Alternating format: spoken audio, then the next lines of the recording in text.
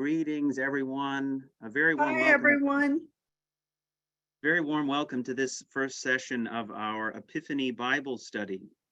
My name is Patrick Keyser. I'm priest associate here at the Cathedral, and I am delighted to be with my colleague, our provost, Jan Cope, as well as our colleague, Janae Barber, who's in the vicar's office and who is working behind the scenes, helping with all things that we need to make this webinar possible. I'm looking as the names and locations just roll in from the chat, and it's really extraordinary to see that we have folks from all over the country. And I know I saw at least one person joining from South America, so it's a real delight to be with you all. Why don't we begin, before we jump into things, with a brief prayer. Let us pray. Gracious God, as we turn to your word for us, may the Spirit of God rest upon us. Help us to be steadfast in our hearing, in our speaking, in our believing, and in our living. Amen.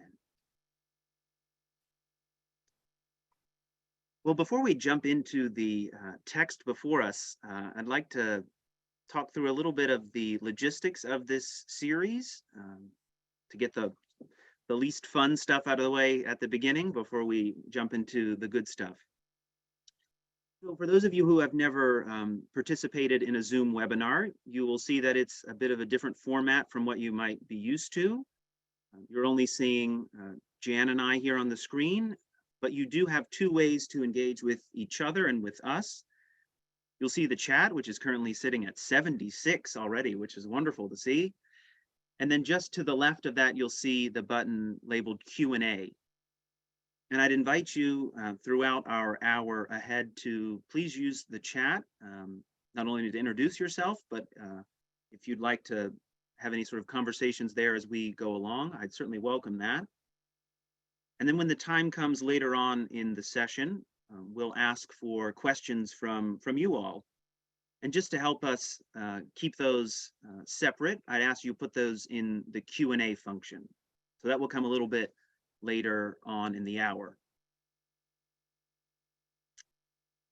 As you have no doubt seen, this is the first of 4 sessions. And each week, 2 of the Cathedral clergy will be joining. So we'll rotate through the 6 of us. And we'll be in conversation, talking about the text, raising our own thoughts and questions and struggles, no doubt. And then a bit later, each session will invite your own questions and try to make this as participatory as we can, given that we are currently at almost 180 folks on this webinar, which is really astounding. No surprise, we're going to be looking at the Bible, so you might find it helpful to have one near at hand or to pull up Bible Gateway or some other sort of browser like that. If you have a prayer book at hand, that might be helpful. I know I'll be drawing on the hymnal as well, so if you have resources at hand, you might find that useful. I think that sort of closes out our the logistics I wanted to touch base on. Jan, anything that I have left out here? Oh, I'm sure I'll hop in time to time. You can count on that. The one thing I would say is that we're so sorry that Patrick and I aren't physically in the same space. We try to pursue that, and we're not quite technically set up due to supply chain to get us together, but tune in next time, not this series, but the next time, and hopefully we'll be able to do more like a fireside chat. Indeed, and I'll say on a sort of a lighter note here, Jan has already commented that she has the much prettier background with a lovely painting, and I have these sort of blinds askew. So apologies for that, but here we are, delighted to be with you all the same. So let me turn with some introductory comments about the topic, and perhaps a bit of history as well as we talk about the Epiphany. And I hope this information will be helpful just to set the stage for all 4 weeks. Because we have labeled this an Epiphany Bible study. And no doubt many of you will know that this time of the year, the church year that is, we call the season after the Epiphany, which is not a particularly inspiring title for a liturgical season, but it does direct our attention to that last word, which is the Feast of the Epiphany, celebrated on the 6th of January. And if you were to open the front of your prayer book and read what is admittedly a bit of a dry section where it talks about the calendar, it says that this feast is equal in importance with Christmas and Easter and Pentecost. So it's up there, as high as it gets. Unfortunately, for most of us, it's not one that we get to celebrate, given that it rotates around, and if it falls on a Sunday, we'll celebrate it, but that doesn't happen all that often. So I want to look a bit about the history of this feast, where it comes about, and that in turn will give some sense about why we've picked the 4 topics that we'll be considering in the next 4 weeks. So if we look at the history of the church, the study of early Christianity is very fascinating, but it's always plagued by one challenge, which is a lack of sources. The farther you go back in time, the less stuff we have. But it seems that Christians began to celebrate this Feast of the Epiphany in what was then the eastern half of the Roman Empire. The Holy Land, modern-day Turkey, stretching into places like Lebanon, Syria, Jordan.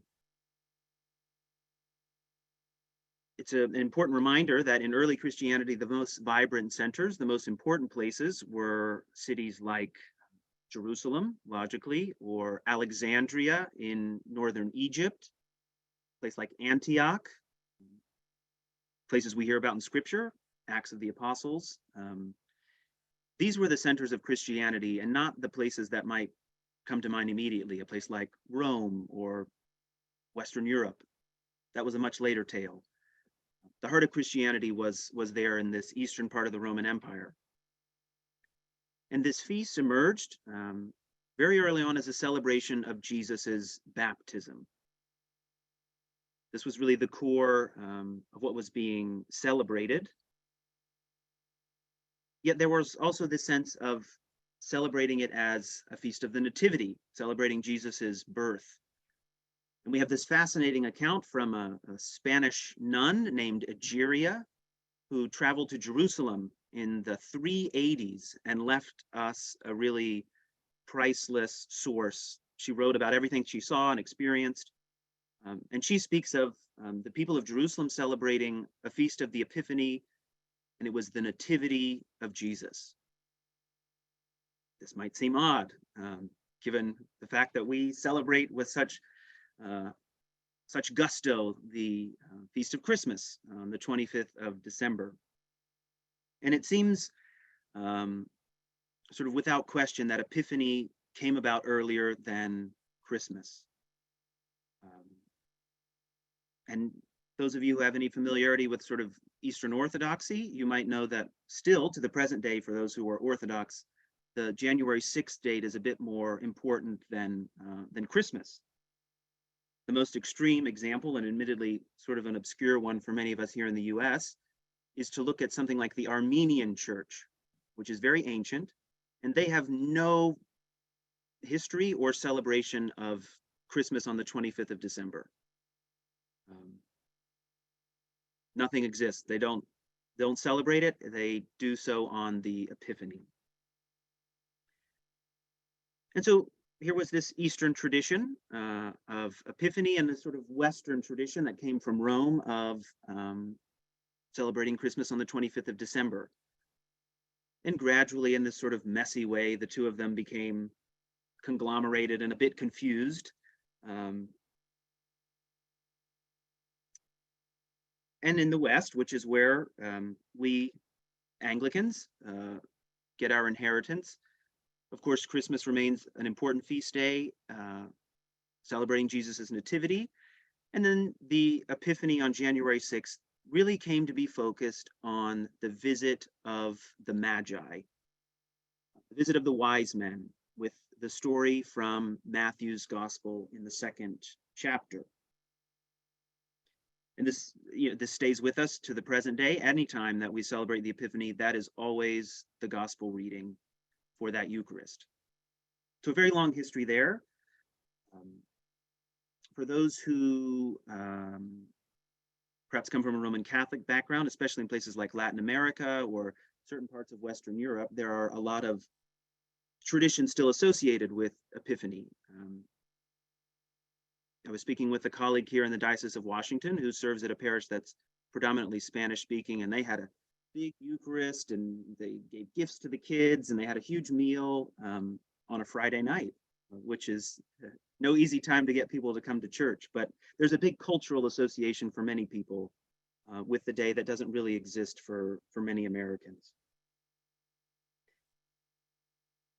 In the course of the 20th century, we in the Episcopal Church came to recognize the importance of Jesus's baptism to this particular celebration, which, as I said, was at its origins what it was really all about. And it kind of become lost to us.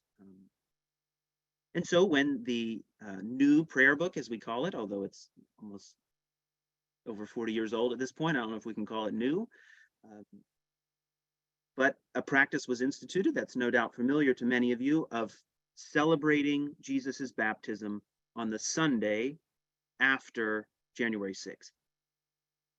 So here at the Cathedral, we did so as all Episcopal parishes did. We baptized 5 babies. It was wonderful and joyful. And so we've really brought that sense of the feast back into the way we celebrate it. The third story that's been associated with this time is the story of Jesus at the wedding of Cana, told in St. John's Gospel in the 2nd chapter, which is described there as his first sign, his showing forth of himself. There's a hymn, which I admit I have never heard sung, which must mean it's really hard to sing. But it's number 131 in our hymnal, and the words come from the 5th century, so 1600 years ago. And if you were to take a look at it, the 2nd verse speaks about the Eastern sages visiting from afar. The 3rd verse speaks of Jesus going to the Jordan River to be baptized. And then the 4th verse speaks of this miracle divine of water turned into wine. So I think it offers us just a really interesting and very ancient example of the way that these 3 events have been so tied together around this time of year. Not something we just thought of recently, but has been sort of venerable practice for centuries. So that takes us to 3, but that leaves one yet to be filled out, which is the story of Jesus's transfiguration. And this is a bit more modern, admittedly. When the new prayer book was introduced, the decision was made that the Sunday immediately before Ash Wednesday would always include a reading of the story of Jesus's transfiguration, which there's a certain logic to that, as it sort of leads us from this moment of glory and transfigured splendor on the mountain and takes us into Lent as we enter that holy time and confront our own sinfulness and our own mortality.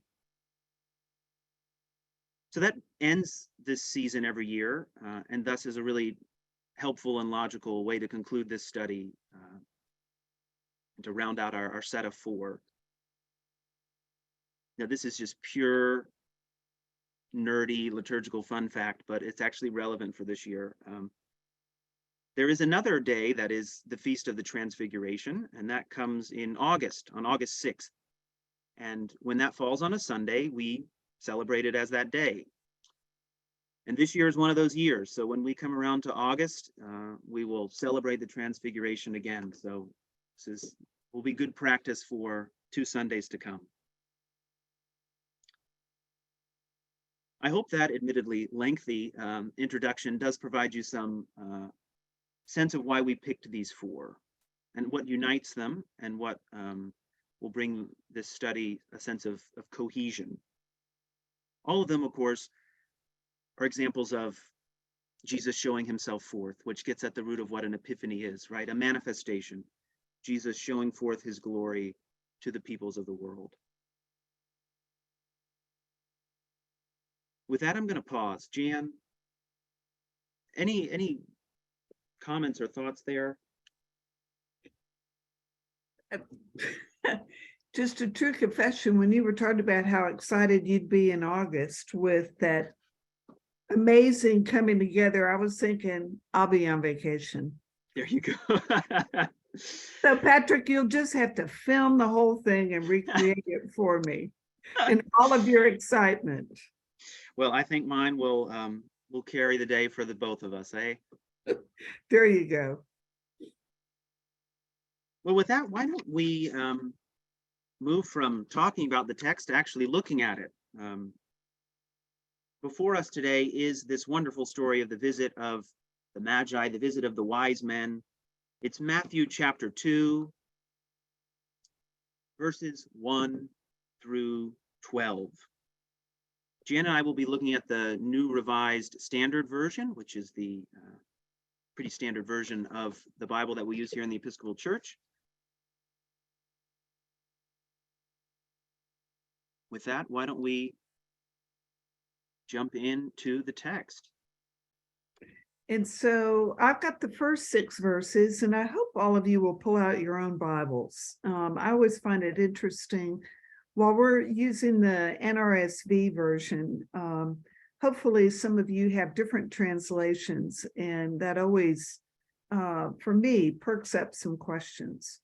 So beginning at the 2nd chapter, 1st verse, in the time of King Herod, after Jesus was born in Bethlehem of Judea, wise men from the east came to Jerusalem asking, "Where's the child who's been born King of the Jews? For we observed his star at its rising and have come to pay him homage." When King Herod heard this, he was frightened, and all of Jerusalem with him. And calling together all the chief priests and scribes of the people, he inquired of them where the Messiah was to be born. They told him, "In Bethlehem of Judea, for so it has been written by the prophet. And you, Bethlehem, in the land of Judah, are by no means least among the rulers of Judah. For from you shall come a ruler who is to shepherd my people Israel." Then Herod secretly called for the wise men and learned from them the exact time when the star had appeared. Then he sent them to Bethlehem, saying, "Go and search diligently for the child. And when you have found him, bring me word so that I may also go and pay him homage." When they had heard the king, they set out. And there ahead of them went the star that they had seen at its rising, until it stopped over the place where the child was. When they saw that the star had stopped, they were overwhelmed with joy. On entering the house, they saw the child with Mary his mother, and they knelt down and paid him homage. Then opening their treasure chests, they offered him gifts of gold, frankincense, and myrrh. And having been warned in a dream not to return to Herod, they left for their own country by another road.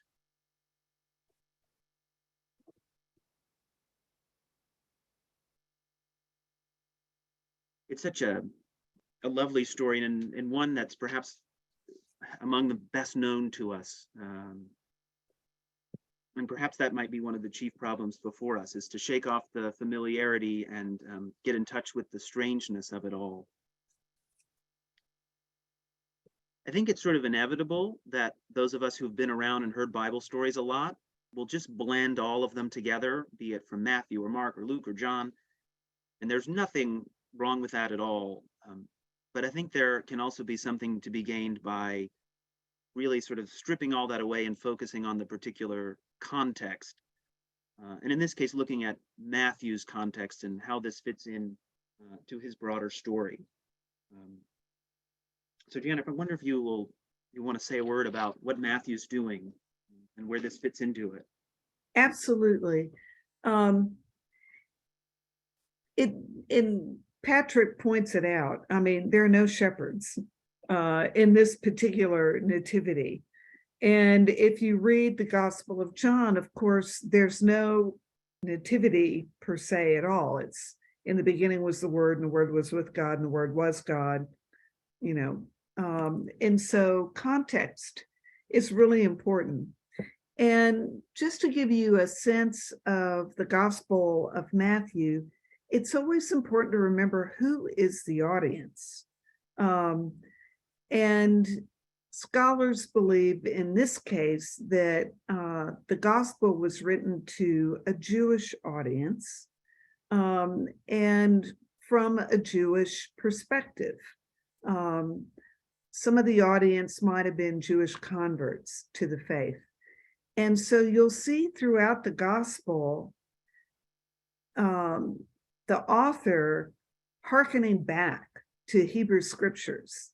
And it's almost like a lawyer making a case that Jesus is really the one, and here's why, and going back and forth in Hebrew scriptures. And just to illustrate that, I'm going to ask you to go to the very beginning, the opening of the book of Matthew. And if ever you wanted to be a lay reader at your church, don't ever do it for the beginning of the Gospel of Matthew. You will be very, very sorry, because it's the whole genealogy.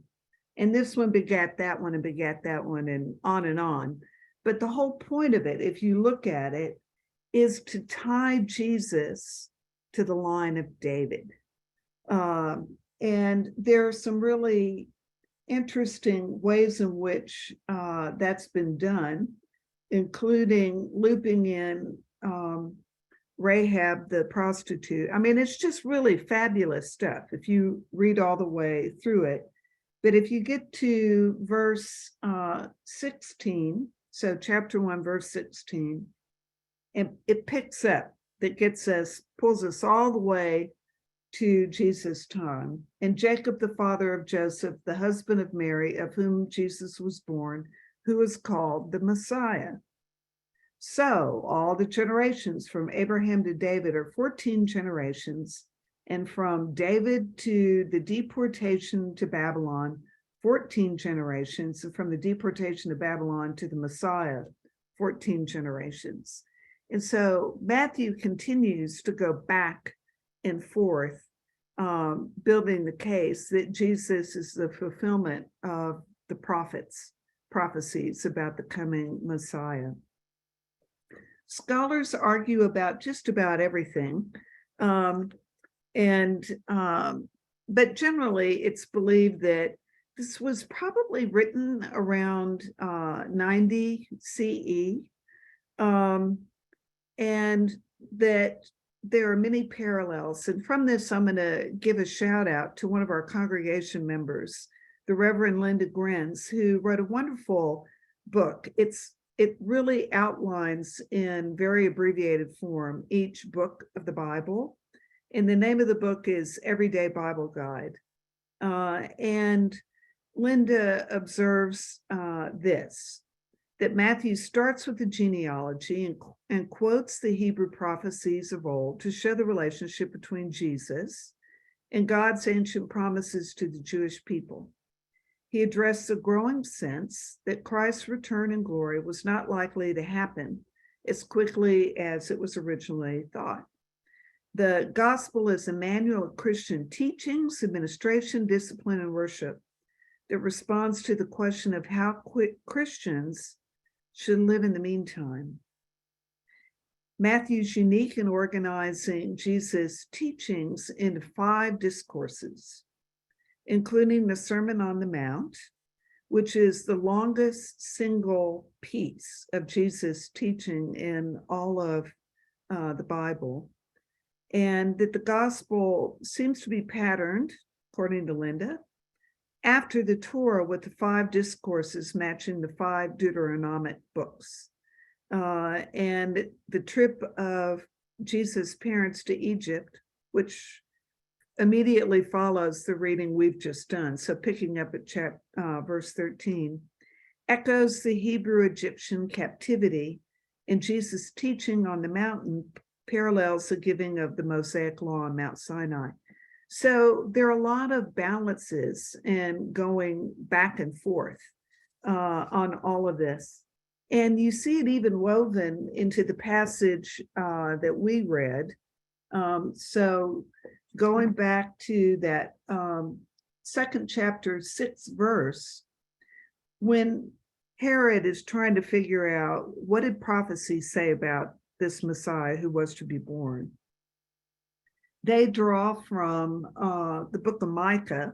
So what you see, verse 6, is essentially quoting Micah 5:2, that gives where the Messiah is to come from.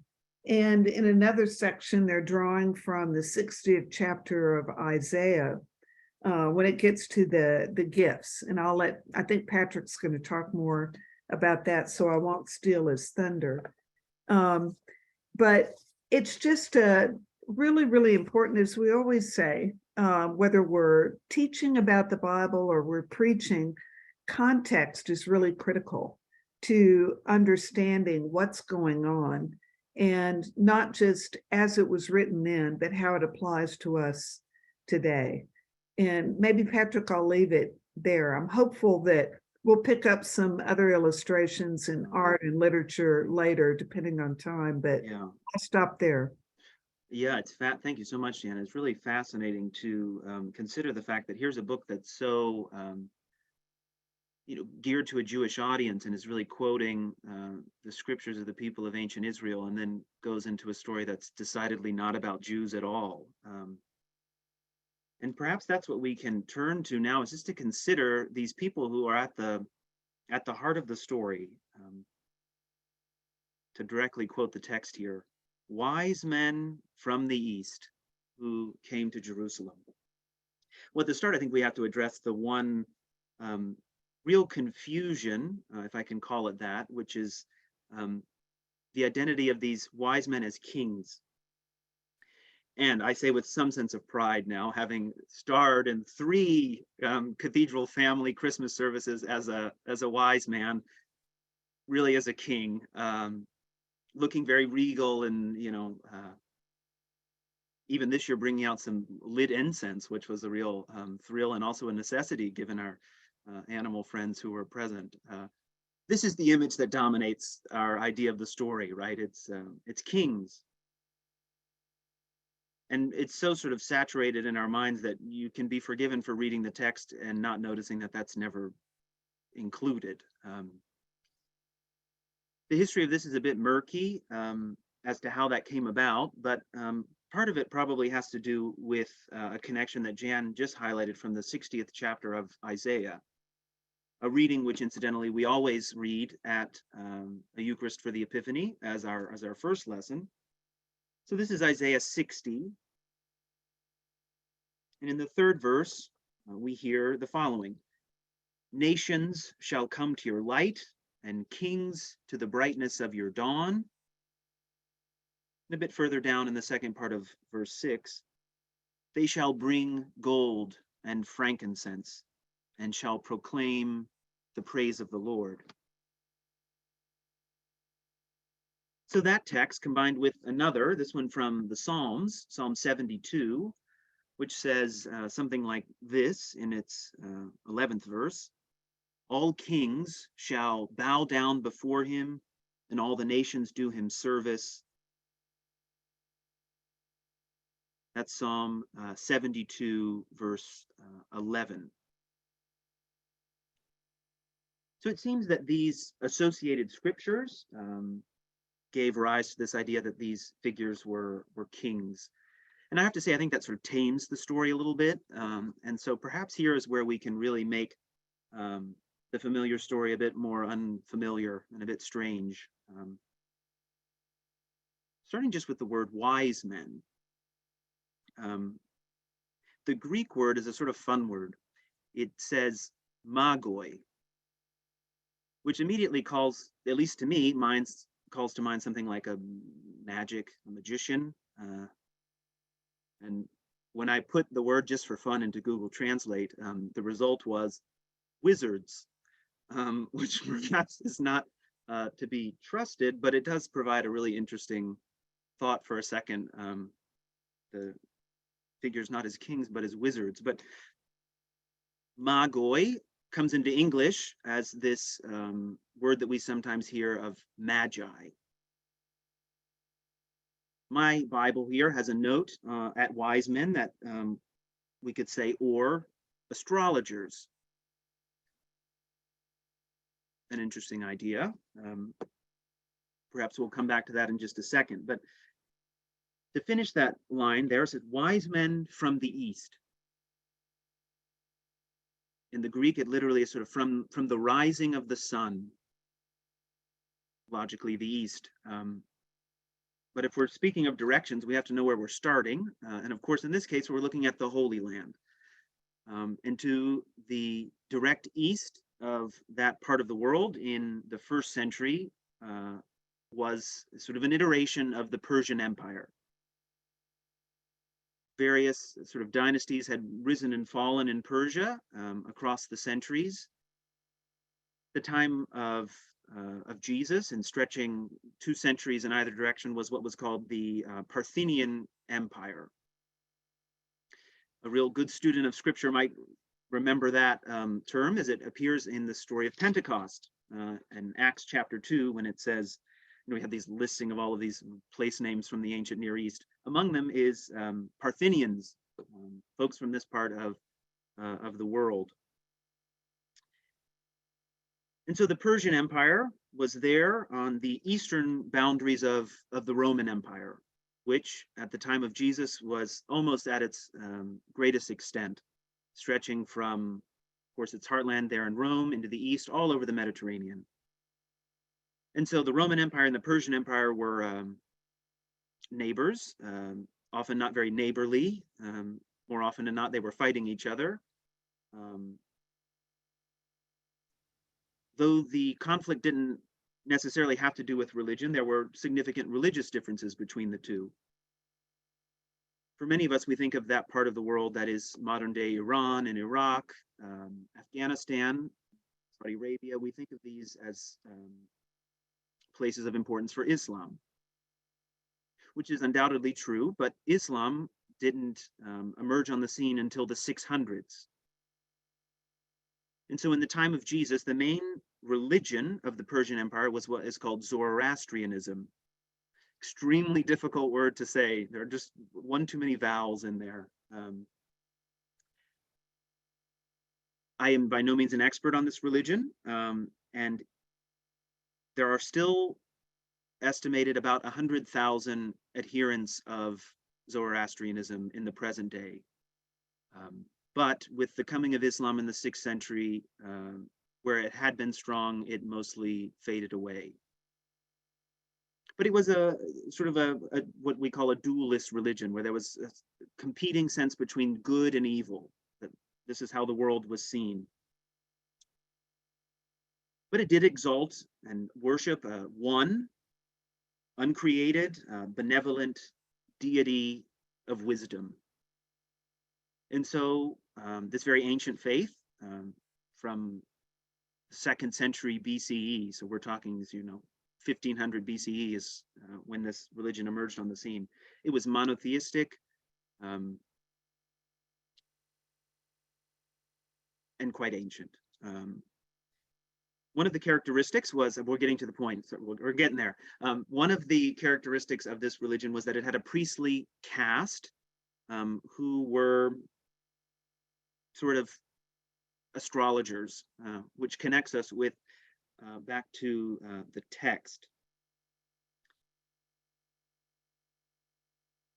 It seems likely and certainly logical that these wise men, these magi, would have been religious, priestly figures in the Zoroastrian faith of Iran, modern day Iran, I should say.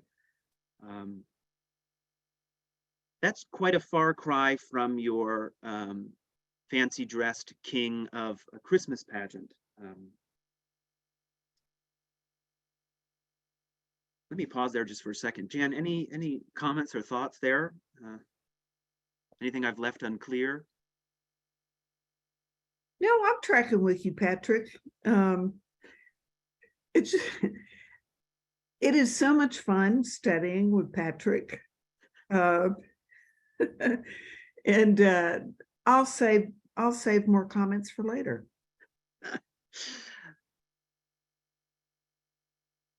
I hope that that dive there has given you a better sense of who these figures are. It is a very strange thing that they would have set out from their home country in search of a child, in search of one that the text tells us they identified as the King of the Jews. Here was a group of people who were decidedly not Jewish. They were Gentiles. They were like us. And so they used their sort of natural skills of astrology and were led by a star and found the place over which Jesus was laying there with his mother Mary. This leads us into what is the next sort of interesting part of this story. Again, familiarity masking the strangeness of it. The nature of the gifts that are given. I had never really thought about it until I was preparing morning prayer for January 6th, but these are remarkably terrible gifts to give a child. What on earth is a child going to do with gold, frankincense, and myrrh? One might also ask, what on earth is myrrh? The other two are reasonably clear, right? Myrrh is this sort of gummy resin that most associated with preparation for burial and for the sort of aromatic spices that a body would have been prepared for. And here I want to return to another hymn. Such great sources of theology and also can tell us a lot of history. This is number 127 in our hymnal, the hymnal 1982, with words from the 300s. So again, a very ancient hymn and this fabulous name from someone in the late Roman Empire, Marcus Aurelius Clemens Prudentius. An Epiphany hymn. And if we look at the third verse, it speaks of the Eastern sages coming to his cradle and bowing in deep devotion, giving gold and frankincense and myrrh. And then here in the fourth verse, which I'll read in its entirety for you. Sacred gifts of mystic meaning, incense doth thy God disclose. Gold the King of Kings proclaimeth, myrrh his sepulchre foreshows.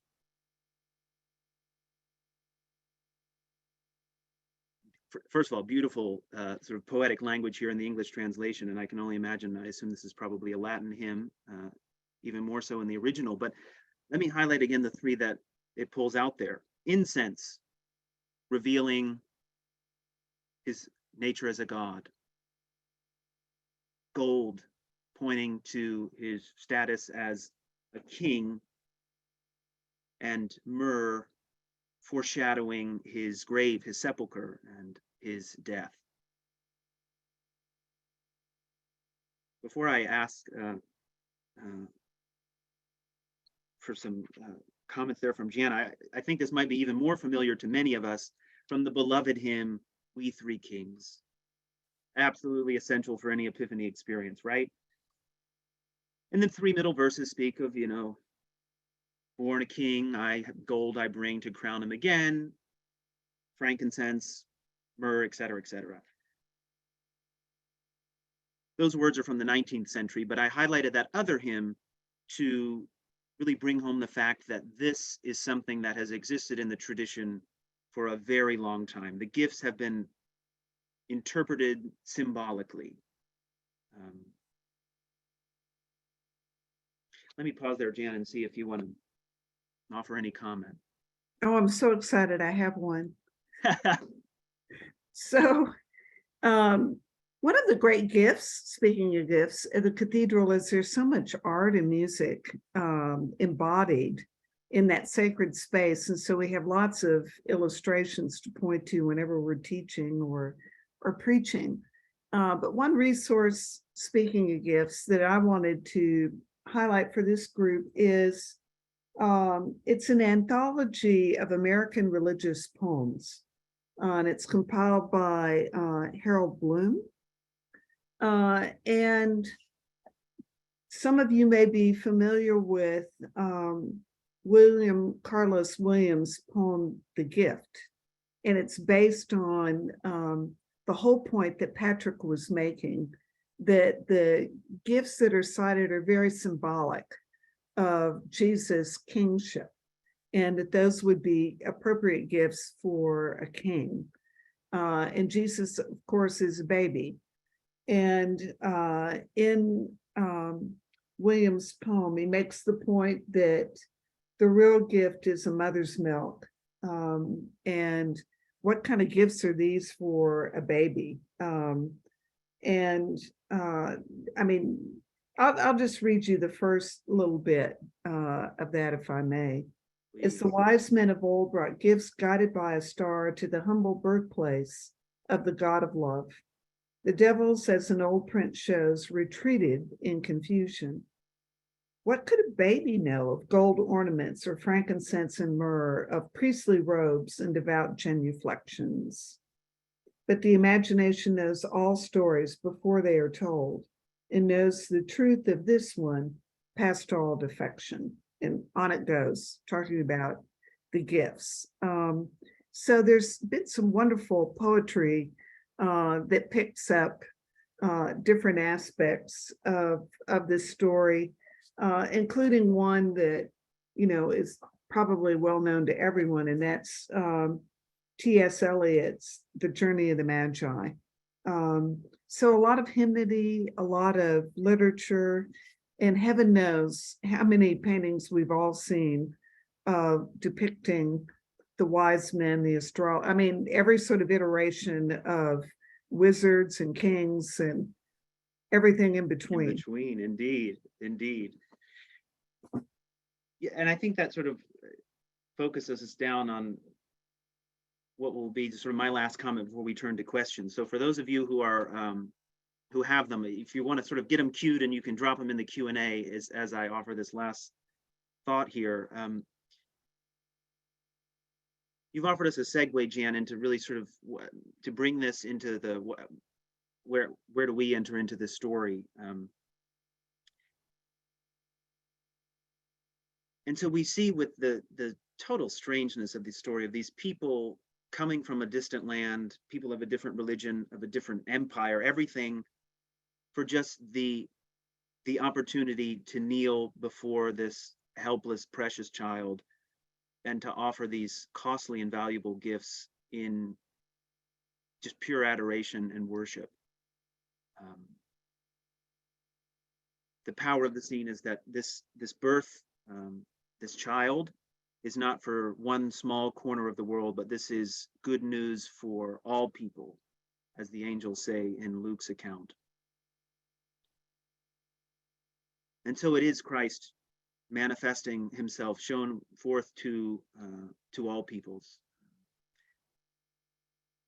And for us, we might not have costly gifts to offer, but we can take to mind the absolutely gorgeous poetry of Christina Rossetti, who, if you don't know her, you undoubtedly know her words because we sing some of her hymns. And what is maybe my last hymn I'll turn to this evening. Can you tell that I enjoy music?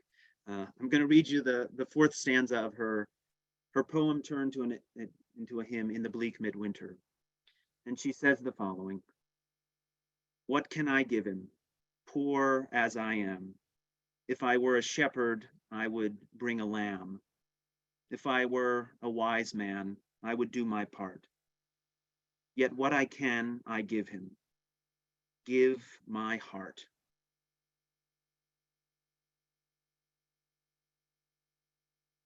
Therein is captured such a beautiful offering to us as we look at this story, as we can in our own ways come before Christ, offering ourselves in adoration and in worship, just as those wise men of old. As ever, there's so many other things that Jen and I could have talked about, but let us stop the talking for a moment and take some questions for you in the next few minutes here. And I'm going to ask our wonderful colleague Janae if she might facilitate us in taking these questions. Yes, yes, yes. Thank you so much, Patrick and Jan, for this lovely study. So we have quite a few questions. Before we get too far from the hymns, Patrick, can you give us the name of that first hymn in the book that you mentioned? Absolutely. Give me 1 second. That one is, again, the one I've never heard sung. When Christ's appearing was made known. When Christ's appearing was made known. That's it. Miss Maria, I hope you have that one. Okay, let's go to Autumn. So Autumn asks, can you speak to the fact that Jesus seems to be traced through the line of Joseph and not Mary? Go ahead, Patrick. Oh my, I thought I could turn it to you. You're the one who brought our attention to the genealogy. This is I don't know that I have an immediately, it's a very good question, Autumn, and I thank you for it. I don't have an immediately good answer. Because if I'm not mistaken here, the traditional practice would be to trace Jewish ancestry through the mother. And it is altogether strange given how, no offense to Joseph, how little focus he gets in the Gospels as the sort of guardian of the... Including our iconography. The Reredos in Bethlehem Chapel, he didn't even appear. So I don't know, Jan, do you have anything to add there other than my sort of feeble attempt there at saying I don't know? I know that we have a few Avatar priests who are on this call. Anyone who, I remember studying that, Patrick, and why that was the case in seminary, but that was a few years ago. And I flat don't remember. My best guess is probably to try to trace it through a Davidic line to get back to what Jan highlighted for us, which is the fulfillment of Hebrew scriptures. And here's what I would say. Come back next week and Patrick will give you the answer. There we go. How about that? A little an incentive to come back. All right. Sounds good. Speaking of Bethlehem, Jan, how long did it take for the wise men to get to Bethlehem? Catherine Malik asks that one. To tie Jesus to the line of David. Thank you, Rosemary Duncan. How long? We don't know. I mean, it would have been a journey on foot and camel, maybe. They believe, some people believe that they came perhaps from Persia. And so Dana is guessing at least 90 days. Thank you, Dana. My colleagues are outing themselves, by the way, in the chat. Okay. In the Q&A.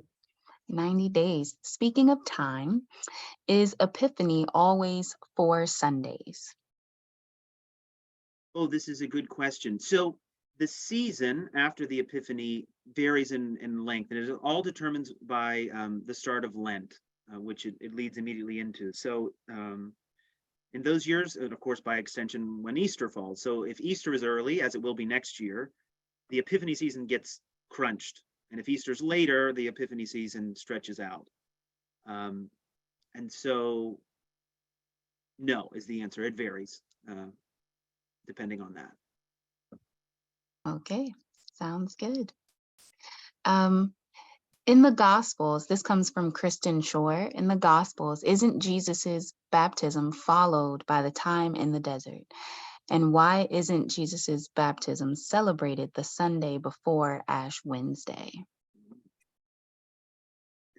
I'll take the first part of that. Yes. Immediately after his baptism, he's driven into the wilderness by the Holy Spirit. Patrick gets to answer the other part. It's just such an interesting question, and why I find sort of historical questions about the liturgy to be sort of endlessly fascinating, because what you have presented is a very logical thing. If we were to sort of make it up ourselves, you could make a pretty compelling case that that's the way it should be. And yet it's not. There is some speculation that before Lent even came around, which was longer than much further into the future than when Epiphany was established, that the period after January 6th was actually observed as a sort of pseudo imitation of Jesus's time in the wilderness. And so the festivity of the 6th was then followed by this sort of more restrained time imitating Jesus in the wilderness. That didn't really stick, right? And certainly in the Western practice, pretty quickly, to lead to the Easter celebration, we developed this idea of a really strenuous period of preparation that perhaps later became sort of superimposed on this idea of, oh, well, this is great, we should imitate Jesus and do it for 40 days in keeping with the gospel story. A good question and an insufficient answer, but I've never thought of that, so thank you for that. Yes, Next week, he'll say more about that too. So here's a good one that's in the chat from Susan Melnick, and I believe this connects with Oriel's question. Did the Zoroastrian, did I pronounce that right? Zoroastrian. Zoroastrian religion change after Jesus's birth or death? And was there any crosstalk between apostles and those people? And is Jesus viewed as a prophet in their religion? And after that, can you explain how that religion fits into the discussion on the wise men? Ooh, I'll do my best to answer a few of those if I may. Again, I am by no means an expert about this. I know only the most basics about the particular theology of the tradition. Could you give me the first one again, Janae? Sorry, Yes. Did the Zoroastrian religion change after Jesus's birth or death? So what happened, to perhaps overly simplify it, but it was the state religion of the Persian Empire, right? This was across the empire, people adhered to this faith, and it was virtually eliminated with the coming of Islam. If you study the history of Islam and its rise, it's absolutely fascinating because it spread so rapidly across the areas of the former Persian Empire, across North Africa, into what used to be areas of great Christian communities, Lebanon, Syria, the Holy Land, modern day Turkey. So I think that's the moment of change, 600 years after Jesus was born. As to what they made of this King of the Jews and their own theology, I don't know. It's a good question how they would have interpreted that, of course, because they were relatively close geographically and would no doubt have been aware of each other.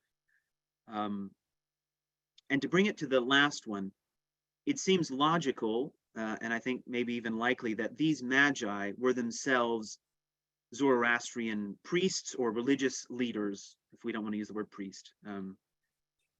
So very ensconced in the tradition and using their skills of astrology to come and find the Christ child. I hope that addressed most of those. Perhaps we could take one more question here, Janae? Yes. So this is related to the priests. Very simple one, but are the gifts, the frankincense and the myrrh, are they related to the priest, prophet, and king?